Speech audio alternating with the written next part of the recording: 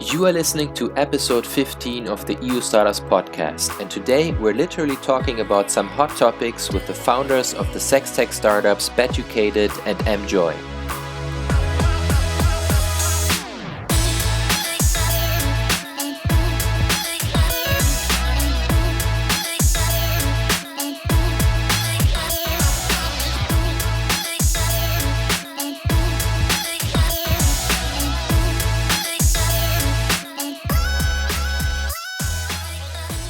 For today's episode of the EU Startups podcast, we're talking with two top European founders of prominent sextech startups about how they've grown their companies, the effect of the pandemic on the industry, and what they predict for the sector in 2021 and over the next few years. So we're lucky to be joined by Andrea Oliver, who is the co-founder and CEO of Emjoy, a Barcelona-based startup that offers an audio guide for intimate well-being, which was founded in 2019. And also Phil Steinveber, who is the co-founder and CEO of Beducated, a Munich-based startup founded in 2015, which offers educational, inspirational courses. So hello, Andrea and Phil. Hi. Hello. Hello. Thank you for joining us. So our first question for you is all about the story of how you began your companies. So maybe you could both tell us a little bit about how and why you started, and maybe you could tell us also a bit more about what your products and services are and something about your team. Maybe Andrea, you'd like to go first? Perfect. Thank you so much, Charlotte, for having us today. Sure, I'd love to share my experience. So the inspiration for Emjoy came to place about 2.5 years ago now. Even though we started in 2019, you first start researching and thinking about the idea a few months in advance, I guess. And the inspiration for starting Emjoy was based on my personal experience and also the experiences of many girlfriends of mine. In our case, many of us had normalized not climaxing when having sexual encounters. And when we were speaking about this, it's like, how come we have normalized such a thing, right? And this is how I began researching, and the idea of Emjoy came to place. Because I came across different studies. One of them is the pleasure gap study. The pleasure gap study is a study telling you how 95% of heterosexual men came in their past sexual encounter compared to only around 60% of women.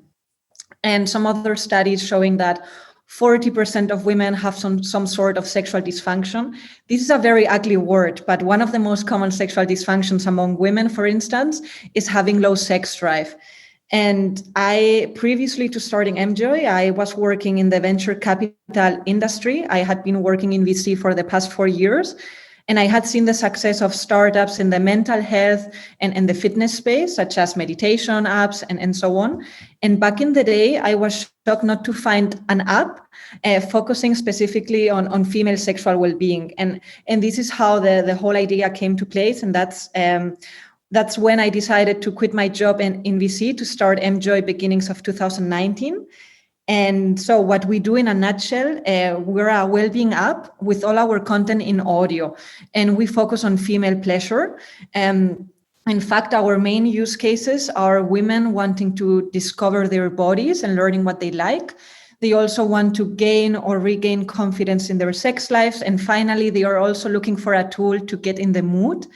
And basically, we do this through guided exercises that we do with our in-house sex therapist and sexual well-being experts, and with our erotic stories. And yeah, this is basically what we do. So we want to normalize female sexual well-being because we believe that every woman has the right to experience pleasure. And we do that through content in audio. And even though we're based in Barcelona, as you mentioned, our two main markets are the US and the UK. Great, thank you. That was a really good and comprehensive introduction. Thank you. Phil, maybe you could tell us about Beducated? Happy to. Thanks. We started out, my co-founder happens to be my wife. So we started out as a couple discovering our own sexuality, really first thing. We are together since our early 20s and at a stage came to a point where we said, hey, well, other people just kind of date other people now, but we are happily together in a relationship. So how else can we spice things up and learn new things? So we went on a discovery journey ourselves. And while doing that, we realized that working on our sexuality and trying out different things really is a tool for personal growth ultimately. So it made a real impact to our personal well-being, learning those things. And that brought my wife Mariah very early, already in 2014, on the path of first blogging about it, then becoming a sex coach herself after she had so many requests and got tractions on her blog and on her basically influencer activities there. But eventually we decided we join forces. I have more of a media and marketing background. And we started Beducated in 2019, and since then are focusing on supporting individuals and couples in improving their sexual happiness. And our product basically is the Netflix for sexual wellness, if you want. So we offer a subscription service, and behind the paywall, you have access to various trainings and courses around the topics of sexuality and everything that's teachable in this realm. So you can imagine it from BDSM, rope tying courses to sensual massage and everything in between. Great, thank you so much.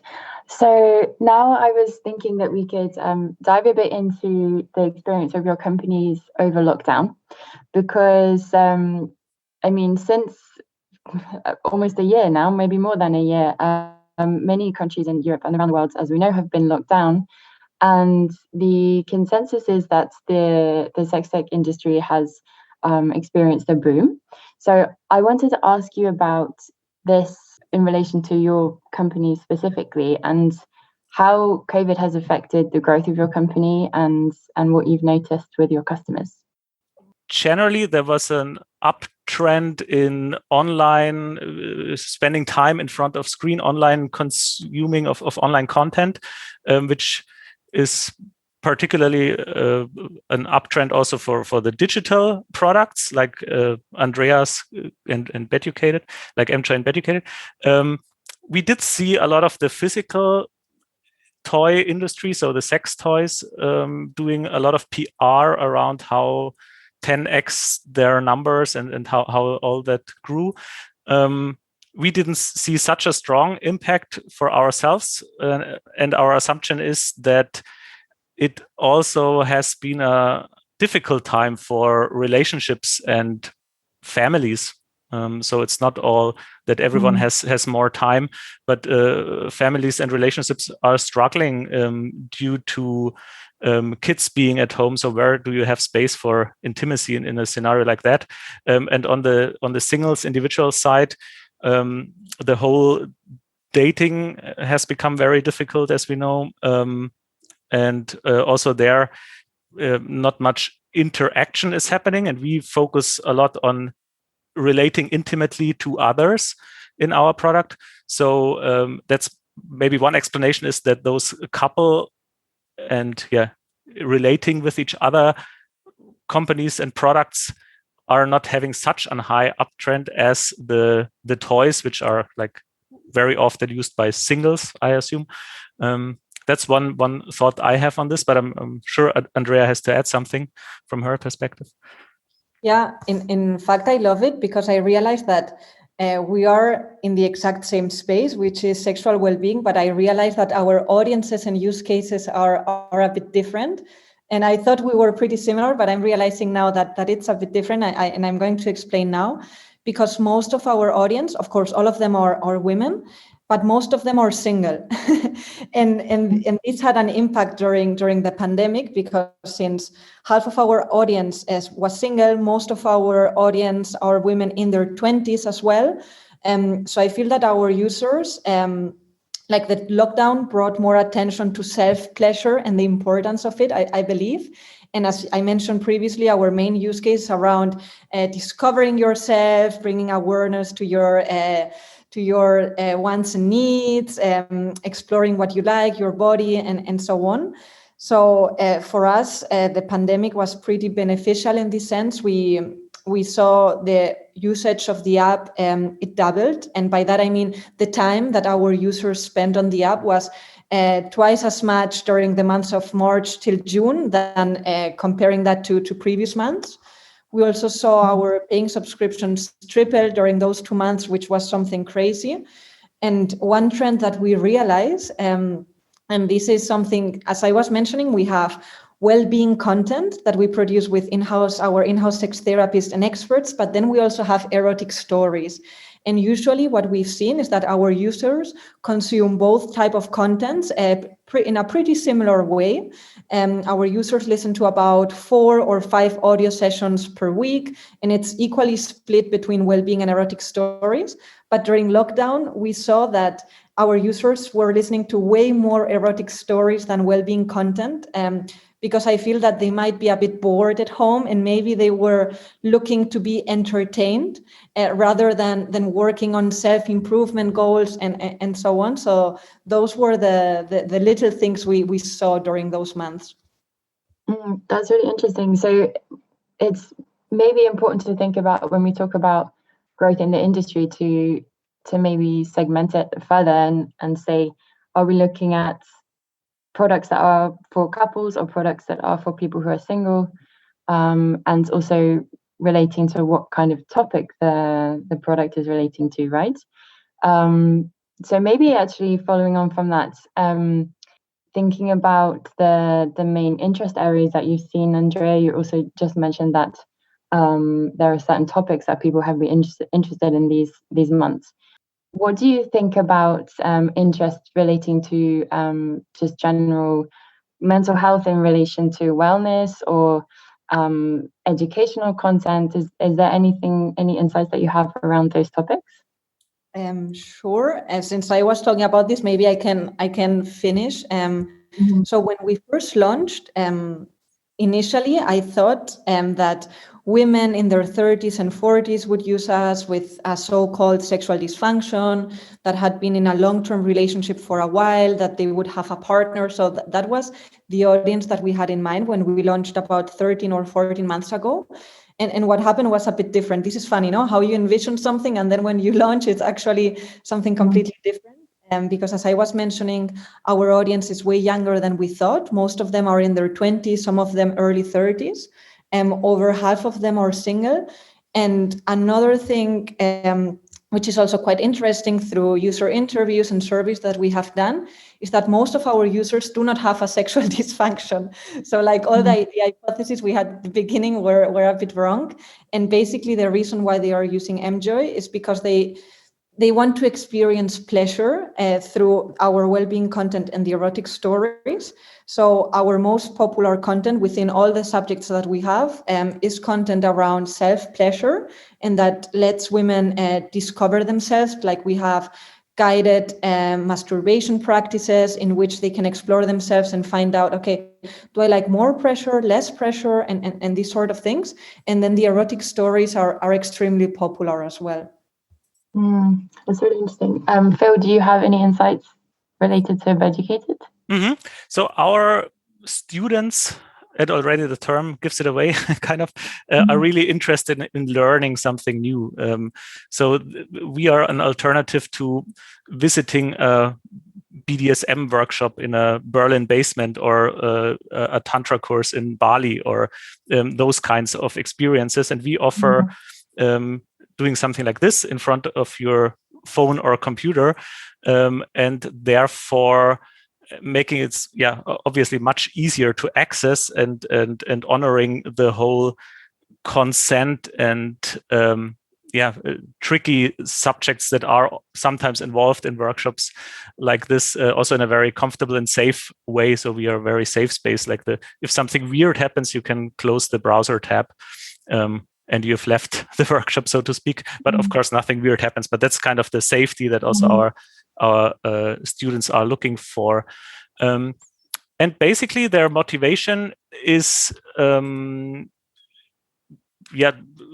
improving their lovemaking skills, ultimately learning something new, maybe surprising their partner, spicing up things a little. And as opposed to Emjoy's audience, the Beducated audience typically is in a relationship, as we already said. And from what I've heard now, also on average, slightly older. So starting at 30 years, roughly, people start to, maybe also in our experience, obviously, but they start to admit that they don't know everything there. In the 20s, typically it's a age of exploration, and everything that you try out is pretty exciting already for the sake of trying it out, maybe the first time or with a new partner. So we are targeting is maybe the wrong word, but are a good fit for longer term relationships, and a lot of our customers are in that base. That being said, we offer something for everyone. We have also singles in our client portfolio by 1/3 also.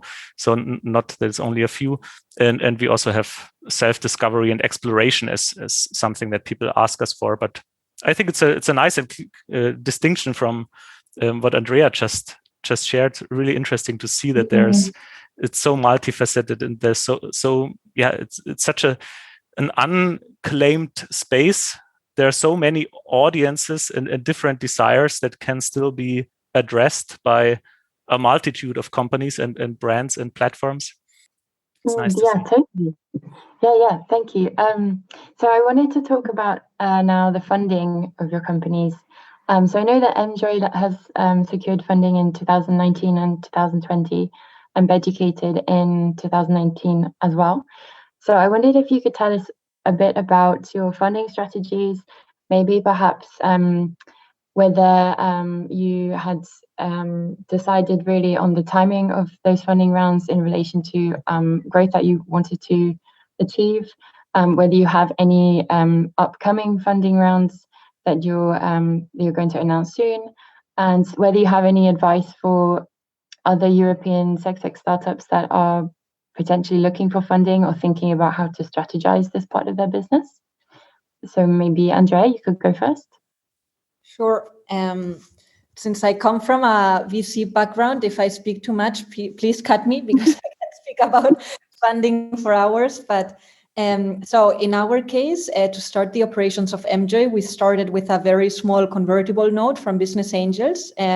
We raised 75,000 euro. And with this, we managed to do the first audios, the first prototype, and so on. And that first year, we closed a pre-seed round led by Nauta. Nauta is the fund where I was previously working for. So this was amazing because I already had like a really good relationship with the fund.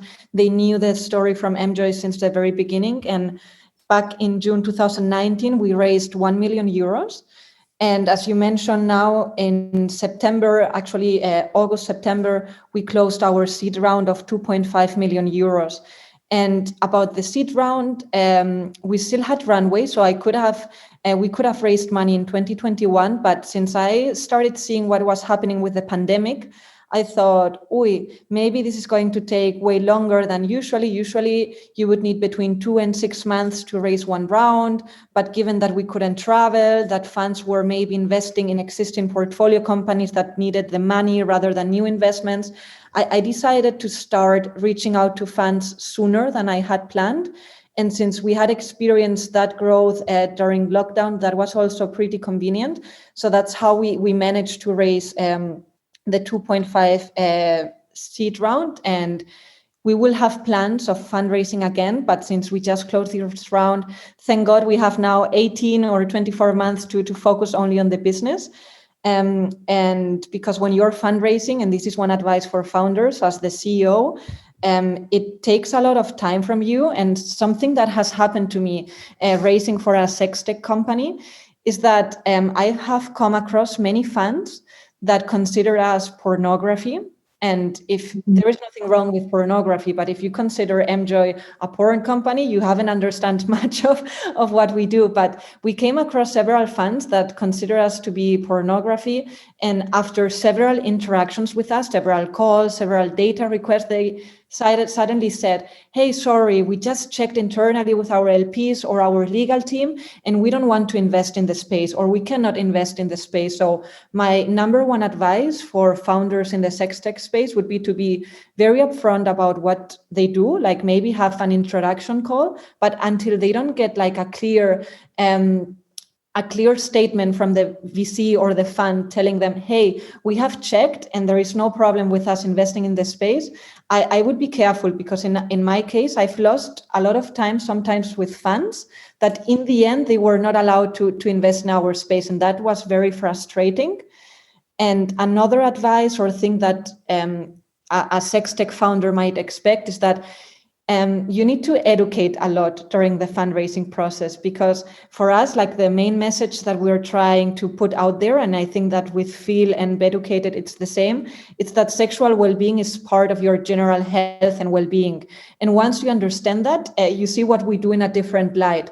But until you get to that point, there is some explaining and education you need to do to investors, and that's normal. So maybe you need to be a bit more patient than if you were a founder in another industry. There's a really good piece of advice. I suppose that startups in this sector have another hoop to jump through, another challenge, which maybe startups in other areas they don't have, which, as you said, is to actually educate and have to explain what the product is and where this fits. So yeah, thank you for those tips. Phil, did you have anything you would like to say?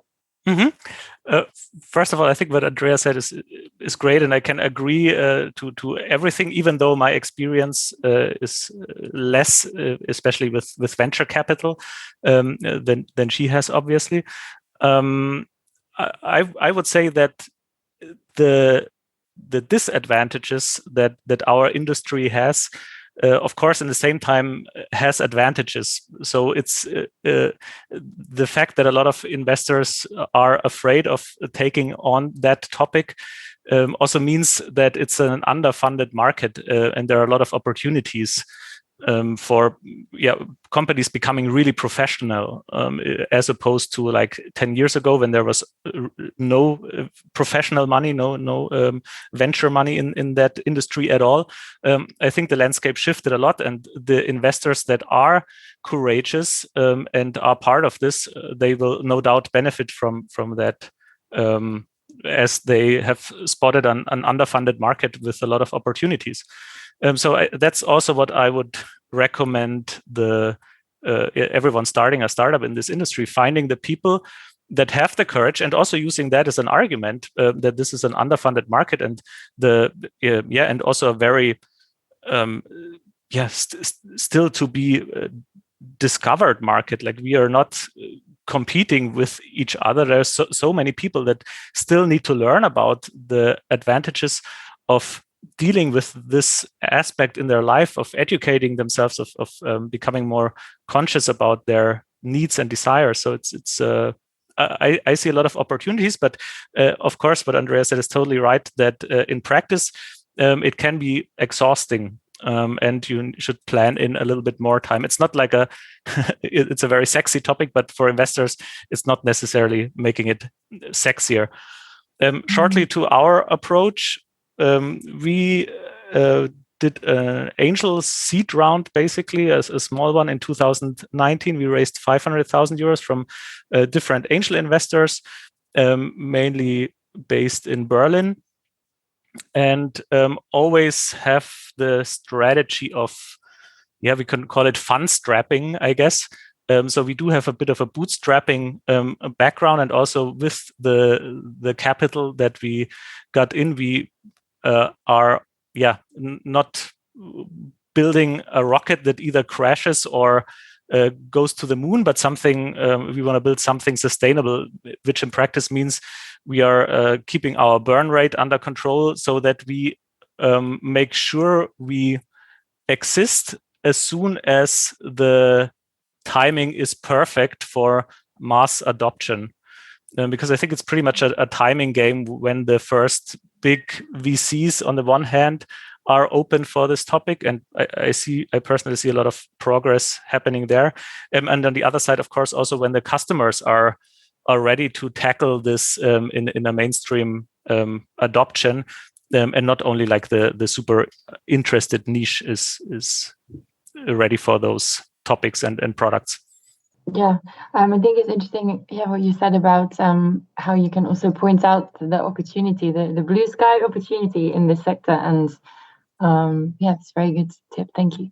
So thinking about the industry in a whole, do you have any predictions for how the funding landscape you think might change in 2021 and beyond? Do you foresee that there will be many startups in this industry popping up, or do you think that still people really need a lot of convincing, and you don't see many new companies starting in this sector in the next year or two? What do you think? Sure, I can go ahead if you want. Sometimes I'm afraid of doing predictions because you listen to them after 1 year and you say, "Oh my God, how could I say all those things? None of them have happened." But I'll try to do my best. So I think that lockdown and the global pandemic has brought to light the importance of self-care, and I think this is also true for sexual well-being. So I expect more companies within the sexual well-being arena to join the space, which is like I would say a pretty new category within sextech. Because if I look at sextech the past 10 or 15 years, most companies have been focusing on sexual pleasure and enhancement, toys, and so on. And very recently, we are seeing companies such as Beducated, ourselves, and others joining the space from a well-being angle. Like, you can work on your sexuality from a psychological point of view, not only a pleasure enhancement one. So I expect this trend to continue. So probably we will see more companies joining the space and more funding getting into the space. And then we have a saying in Spanish that it's like everyone is sweeping to his or her own house. In my case, I believe that audio, it's going to continue being a big trend.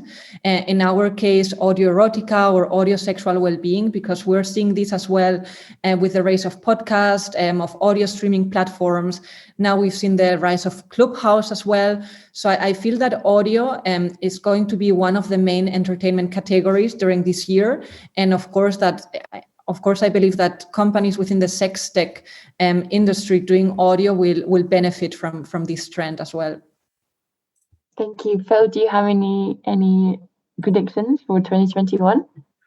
Yeah, I think, again, what Andrea said is great, especially the audio trend is very visible. I agree. I'm a bit jealous that Emjoy already has more of that than we have. I think one other thing where maybe let's make it a wish rather than a prediction. I would love to see more, and I in a way I predict this to happen. I'm not sure in 2021. I'd love to see more openness in the big American platforms that are responsible for customer acquisition for many companies. So what I want to say is we'd love to be able to have more possibilities to advertise the message of sexual well-being and happy relationships to in channels like Google and Facebook ads. And I think it needs to happen that they, as well as the VC side on the other side, need more boxes for sexuality, meaning we are put in the same box like pornography, sexual services, etc. Even though I think it's a much or a very different approach that we have there. Not that there's anything wrong with the others. And I understand that Facebook doesn't accept pornography as a product for advertising.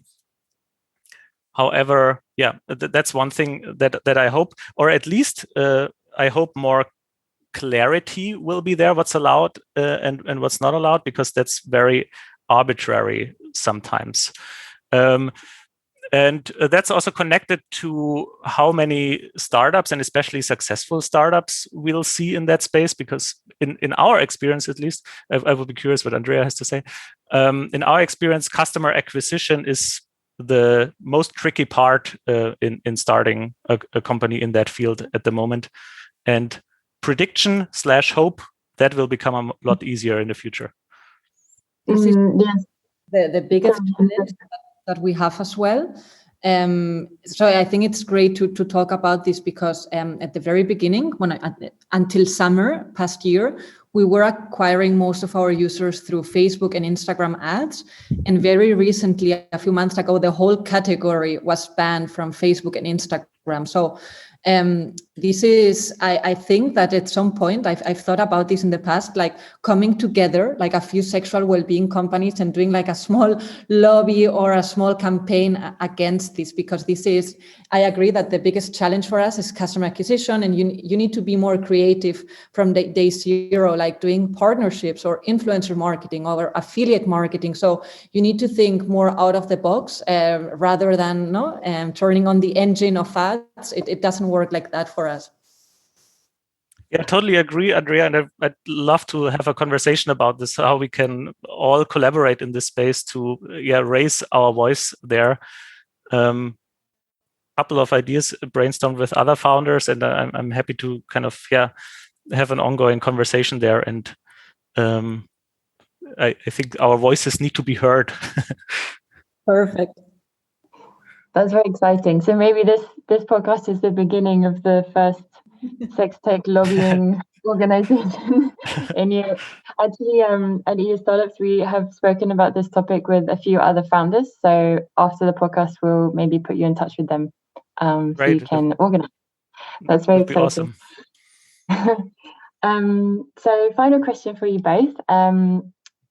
What are your plans for this year in terms of your company? What's on the cards for Beducated and Emjoy? Are you going to be expanding in specific ways? What do you have plans? Maybe Beducated, you could go first. Mm-hmm. So we'll most likely double our headcount in 2021, and so have a much larger team to have more impact and spread the message of sexual happiness even more. And we're about to relaunch our app, which is a web app, not to be mixed up with an app store app, but we still call it app.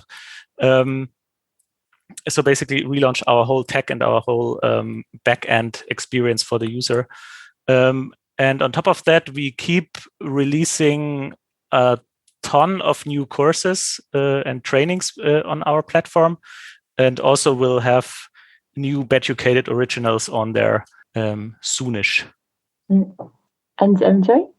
Sure. In our case, similar in terms of expanding the content library. So at the moment, we have around 250 audios. The plan would be to finish the year with around 400 audios, because we have users finishing all the audios and it's like, oh my God, we need to do more content. So this is one big thing for us this year. And then another very important thing for us is that we don't want to be a content repository only. And what I mean by that is that in our app, we have tried with experiment with product features that can create habits. So we have, for instance, like a small feature in which users can come to the app and write every day so that they can create a specific habit. We have in-app tests. We have a progress tracker. So there are some product features, and we just hired, I'm super happy. She started working with us this week, the head of product of Bumble. And the idea this year is to continue working on the product, not only content, so that through the app, we can also go hand in hand with our users to achieve their self-improvement goals. And then there are some plans which we're considering translating Emjoy to Spanish as well, because all of us are based here in Barcelona. We have all of the scripts already in Spanish, and we decided to start in English-speaking markets first because we knew that those markets convert better to paying users, and maybe they're a bit more open-minded than Spanish-speaking markets. But we're very serious about translating Emjoy to Spanish, and hopefully this is something that will happen by the end of this year. And then, the last thing I wanted to say as well is that we're working on being a bit more inclusive, because we have had feedback from women who are trans women, who didn't feel included with our content, because as I was mentioning, we have many guided practices that actually talk about the vulva and the vagina. And if you're a woman, you consider yourself a woman, but do not have a vulva and a vagina, that can be pretty bad for you. You can have a pretty bad experience from listening to the app. So this month, which is the 31st of March, is Trans Visibility Day. We are releasing a new section within the app, which we're calling gender neutral, so that women that do not have a vulva and a vagina can also feel included and safe listening to our content. That's very good news. So we have some exciting content from both companies, and some exciting features are coming out. And it sounds like you're both also taking on, trends, important trends like inclusivity. So that's really positive. So we wish you the best of luck, and do keep us in mind when you're announcing things to tell us on EU Startups, and we'll be happy to support you. Thank you for joining us. It's been a really interesting conversation. Thanks for having us. Thank you.